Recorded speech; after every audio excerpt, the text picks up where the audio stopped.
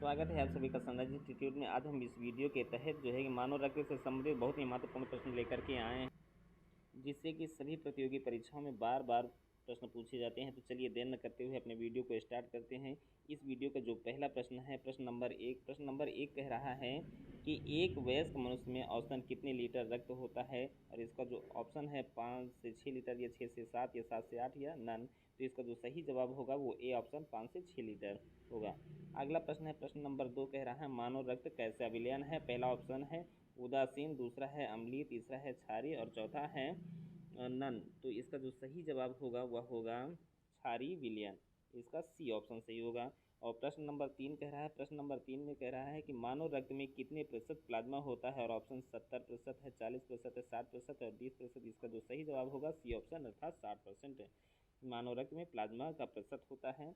और अगला प्रश्न है, प्रश्न नंबर 4, प्लाज्मा में कितने प्रतिशत जल होता है। ऑप्शन 10%, 30%, 70%, 90%। इसका जो सही जवाब होगा डी ऑप्शन 90% जो है प्लाज्मा में जल का प्रतिशत होता है। प्रश्न नंबर 5 कह रहा है प्लाज्मा में कितने प्रतिशत प्रोटीन पाई जाती है। प्रोटीन का प्रतिशत बताना है। और ऑप्शन है 10%, 7%, 15% और 12%। तो प्रोटीन का जो प्लाज्मा में परसेंटेज होता है वह होता है 7%, अर्थात बी ऑप्शन सही है। अगला प्रश्न है, प्रश्न नंबर 6। प्रश्न नंबर 6 में कह रहा है मानव रक्त में कितने प्रतिशत रुधिराणु पाया जाता है। रुधिराणु के बारे में बताना है। और ऑप्शन है 60%, 40%, 20%, 80%। तो इसमें जो रुधिराणु की प्रतिशतता होती है वह 40% होती है। मानव जो है रक्त होता है दो चीज़ों से मिलकर के बना होता है। एक होता है प्लाज्मा और एक होता है रुधिराणु। और प्लाज्मा का परसेंटेज जो होता है वो 60% होता है। और रुधिराणु की बात करते हैं तो रुधिराणु का परसेंटेज 40% होता है। इस 40% में आरबीसी पाया जाता है, डब्ल्यूबीसी पाया जाता है और रक्त बिंबाणु पाए जाते हैं। और इस 60% प्लाज्मा में पाया जाता है प्रोटीन है, जल है, लवण है या ग्लूकोज है। तो इसका जो सही जवाब होगा बी ऑप्शन अर्थात 40% की बात करता है। अगला प्रश्न है, प्रश्न नंबर 7। प्रश्न नंबर 7 में कह रहा है रुधिराणु किनसे मिलकर बना होता है। RBC, WBC, platelets. तो हम जान लेते हैं कि रुधिराणु जो होता है इन तीनों चीज़ों से मिलकर के बना होता है, अर्थात डी ऑप्शन इसका सही होगा। प्रश्न नंबर 8 कह रहा है पचे हुए भोजन एवं हार्मोन्स का शरीर में संवहन करना किनका कार्य होता है। और ऑप्शन है प्लाज्मा है, प्रोटीन है, वसा है, इनमें से कोई नहीं। तो इसका जो सही जवाब होगा ए ऑप्शन अर्थात प्लाज्मा होगा। प्रश्न नंबर 9 है, प्रश्न नंबर 9 कह रहा है प्लाज्मा में कौन सी प्रोटीन पाई जाती है। ऑप्शन है मेलेनिन, फाइब्रोनोजिन और यह दोनों। तो इसका जो सही जवाब होगा फाइब्रोनोजिन। फाइब्रोनोजिन नामक जो है प्रोटीन से यदि हम प्लाज्मा से फाइब्रोनोजिन नामक प्रोटीन निकाल लेते हैं तो बाकी जो शेष बचता है वो क्या होता है, तो सेरम होता है। ये भी कभी पूछा जा सकता है प्रश्न।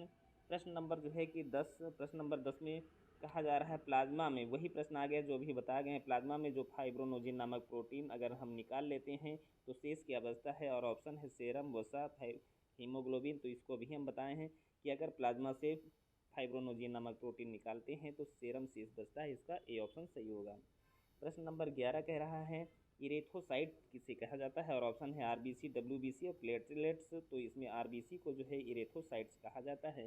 प्रश्न नंबर 12 की बात करें तो 12 नंबर में क्या कहा जा रहा है कि आरबीसी जो है वो किसे कहा जाता है। श्वेत रक्त कण को कहा जाता है या लाल रक्त को, या जो है कि प्लेटलेट्स को। तो लाल रक्त को आरबीसी कहा जाता है। और डब्ल्यूबीसी की बात करें तो डब्ल्यूबीसी जो होता है श्वेत रक्त कणिकाओं को कहा जाता है। तो इसका अगला प्रश्न जो है प्रश्न नंबर 13। प्रश्न नंबर 13 कह रहा है आरबीसी का जीवन काल कितने दिनों का होता है। और ऑप्शन है 20 से 80, 20 से 120, 20 से 40 या 205।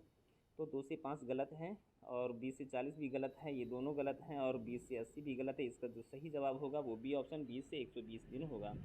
प्रश्न नंबर 14। प्रश्न नंबर 14 में कह रहा है हीमोग्लोबिन किस में पाया जाता है। आरबीसी में या डब्ल्यूबीसी में या प्लेटलेट्स में या उपरोक्त सभी में पाया जाता है। तो जहाँ तक हम आरबीसी की बात करते हैं तो आरबीसी जो है हीमोग्लोबिन जो है आरबीसी में पाया जाता है। प्रश्न नंबर 15। प्रश्न नंबर 15 में कह रहा है हीमोग्लोबिन में यदि हम हीम नामक रंजक निकाल लेते हैं तो क्या, नहीं, हीमोग्लोबिन में हीम क्या है। प्रश्न ये कह रहा है तो प्रोटीन, रंजक या कार्बोहाइड्रेट। तो जो हीम है वह एक प्रकार का रंजक है, अर्थात इसका बी ऑप्शन सही होगा। 16 नंबर कह रहा है हीमोग्लोबिन में ग्लोबिन क्या है, एक लौह युक्त प्रोटीन है या सेरम है या कार्बोहाइड्रेट है या इनमें से कोई नहीं। तो इसका जो ए ऑप्शन सही होगा, जो ग्लोबिन है वो लौह युक्त प्रोटीन है। प्रश्न नंबर 17 की बात करें तो प्रश्न नंबर 17 में कह रहा है ऑक्सीजन एवं कार्बन डाइऑक्साइड से संयोग बनाए रखने की क्षमता किसमें होती है? हीम में होती है, या ग्लोबिन में होती है, या WBC में होती है? तो इसका जो सही जवाब होगा बी ऑप्शन होगा, ग्लोबिन में। ग्लोबिन में ऑक्सीजन और कार्बन डाइऑक्साइड को में संयोग बनाए रखने की क्षमता होती है। नेक्स्ट प्रश्न है प्रश्न नंबर 18। प्रश्न नंबर 18 में पूछा गया है कि हीमोग्लोबिन में पाया जाने वाला लौह यौगिक क्या है? और पहला ऑप्शन है हीमेटिन, ग्लोबिन, ये दोनों इनमें से कोई नहीं। तो इसमें लौह यौगिक जो पाया जाता है वह हीमेटिन पाया जाता है। अगला प्रश्न प्रश्न नंबर 19। प्रश्न नंबर 19 में पूछा जा रहा है शरीर की हर कोशिका में ऑक्सीजन पहुंचाना और कार्बन डाइऑक्साइड को वापस लाना यह कार्य किसका होता है? और ऑप्शन है WBC है, RBC है, प्लेटलेट्स है। तो यह कार्य जो होता है वह किसका होता है ये हमें बताना। यह कार्य RBC का होता है, इसका बी ऑप्शन सही होगा। प्रश्न नंबर 20। प्रश्न नंबर 20 में कहा जा रहा है शरीर में हीमोग्लोबिन की कमी से कौन सा रोग होता है? एनीमिया होता है, रक्तक्षीणता होता है, या इनमें से कोई नहीं, या उपरोक्त दोनों। तो ये जान लेते हैं एनीमिया और रक्तक्षीणता एक ही बीमारी है, अर्थात ये दोनों की दोनों होने वाली हैं। किसकी कमी से? तो हीमोग्लोबिन की कमी से, अर्थात इसका डी ऑप्शन सही होगा, उपरोक्त दोनों। अगला प्रश्न है प्रश्न नंबर 21। प्रश्न नंबर 21 में कह रहा है हीमोसाइटोमीटर से क्या मापा जाता है? WBC की संख्या, प्लेटलेट्स की संख्या, या RBC की संख्या? तो इससे RBC की संख्या मापी जाती है। हीमोसाइटोमीटर से क्या मापा जाता है? RBC की संख्या। अगला प्रश्न है प्रश्न नंबर 22। प्रश्न नंबर 22 में कहता है सोते समय RBC पर क्या प्रभाव पड़ता है? वह बढ़ता है या कम होता है, या कभी घटता है या कभी बढ़ता है, तो यह अपरिवर्तित रहता है। तो जिस समय आदमी सोता है उस समय RBC जो होता है वह कम होता है, अर्थात इसका बी ऑप्शन सही होगा। अगला प्रश्न है प्रश्न नंबर 23। प्रश्न नंबर 23 में कह रहा है ल्यूकोसाइट किसे कहा जाता है? और ऑप्शन है RBC, WBC, प्लेटलेट्स। तो ल्यूकोसाइट जो होता है वह WBC को कहा जाता है। अगला प्रश्न है प्रश्न नंबर जो है 24। प्रश्न नंबर 24 में कहा जा रहा है श्वेत रक्तकण किसे कहते हैं? RBC को, WBC को, या प्लेटलेट्स को? तो अभी हम बता गए हैं RBC जो होता है वह लाल रक्तकण होता है, और जो WBC होता है वह श्वेत रक्तकण होता है, और प्लेटलेट्स को हम रक्त बिंबाणु के नाम से जानते हैं। प्रश्न नंबर 25। प्रश्न नंबर 25 में कह रहा है WBC में केंद्रक पाया जाता है या नहीं पाया जाता है? तो हाँ, WBC में केंद्रक जो होता है वो पाया जाता है। प्रश्न नंबर 26। प्रश्न नंबर 26 में कह रहा है WBC का जीवन काल कितने दिन का होता है? और ऑप्शन है 20 से 120। तो 20 से 120 की बात करें तो ये RBC की बात करता है, ये RBC की बात करता है। और 2 से 4 दिन की बात करें तो 2 से 4 दिन जो होता है वह WBC का जीवन काल होता है।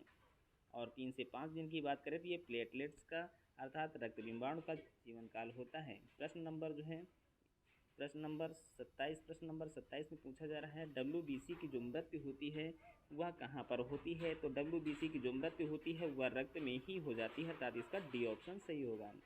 प्रश्न नंबर 28। प्रश्न नंबर 28 में कह रहा है शरीर में रोगों के संक्रमण से कौन बचाता है? RBC बचाता है, WBC, या प्लेटलेट्स? तो इसका बी ऑप्शन सही होगा, WBC जो है रोगों के संक्रमण से बचाता है। नेक्स्ट प्रश्न है प्रश्न नंबर 29। प्रश्न नंबर 29 कह रहा है न्यूट्रोफिल्स कणिकाएँ किनकी बनी हुई होती हैं? जो न्यूट्रोफिल्स कणिकाएँ होती हैं किनकी बनी होती हैं? RBC की, या WBC की, या प्लेटलेट्स की? ये बताया गया है। तो इसमें जो सही ऑप्शन होगा WBC होगा। जो न्यूट्रोफिल्स कणिकाएँ होती हैं वो WBC की बनी होती हैं। प्रश्न नंबर 30। प्रश्न नंबर 30 में कह रहा है मानव रक्त का जो pH मान होता है वह कितना होता है? तो मानव रक्त का जो pH मान होता है 7.4 होता है। अगला प्रश्न है प्रश्न नंबर 31। प्रश्न नंबर 31 में कह रहा है थ्रोम्बोसाइट्स किसे कहा जाता है? RBC को, WBC को, या प्लेटलेट्स को? तो देखते हैं इसका जो सही जवाब होगा। देखें RBC की जब बात हम करते हैं तो RBC जो होता है वह इरेथ्रोसाइट की बात करता है, लेकिन यहाँ पर थ्रोम्बोसाइट की बात हम कर रहे हैं तो थ्रोम्बोसाइट जो है प्लेटलेट्स को कहा जाता है। अगला प्रश्न होगा प्रश्न नंबर 32। प्रश्न नंबर 32 में कह रहा है प्लेटलेट्स का निर्माण कहाँ पर होता है? तो प्लेटलेट्स का निर्माण जो होता है वह अस्थिमज्जा में होता है, अर्थात इसका जो है सी ऑप्शन सही होगा। प्रश्न नंबर 33 की बात करें तो प्रश्न नंबर 33 कह रहा है रक्त का थक्का जमाने में कौन मदद करता है? RBC मदद करता है, या WBC, या प्लेटलेट्स? तो इसका जो सही जवाब होगा वह प्लेटलेट्स होगा, अर्थात सी ऑप्शन। प्रश्न नंबर जो है कि 34 में हम कह रहे हैं